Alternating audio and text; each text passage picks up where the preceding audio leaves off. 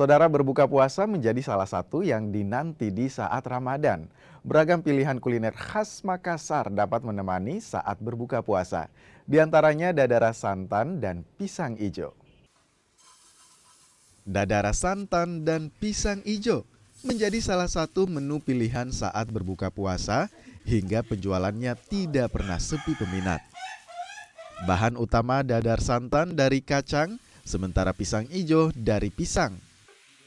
Selain kedua panganan tersebut, juga terdapat kembang seruni yang salah satu bahannya dari ubi jalar. Usaha rumahan pembuatan panganan khas Makassar yang beralamat di Jalan Tidung Mariolo sejak pagi mulai beraktivitas membuat adonan.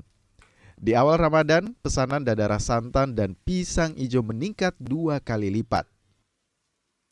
Jika di hari biasa hanya membuat 100 pisang ijo dan dadar santan, di momen Ramadan meningkat hingga 200 dan 300. Di bulan puasa ini bagaimana penjualannya, Bu? Itu meningkat seperti apa? Alhamdulillah dari tahun alhamdulillah selalu habis-habis. Jadi kayak lancar terus. Itu berapa sehari bisa berapa? Bisa berapa biji habis atau dipesan? Ratusan. Tidak ratusan ini.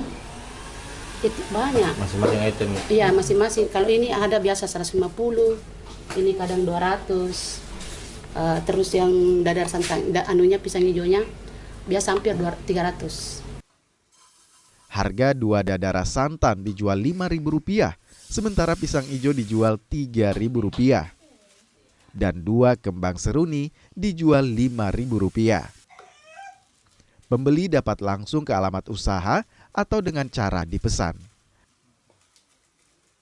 Arif Tirtana, Kompas TV Makassar.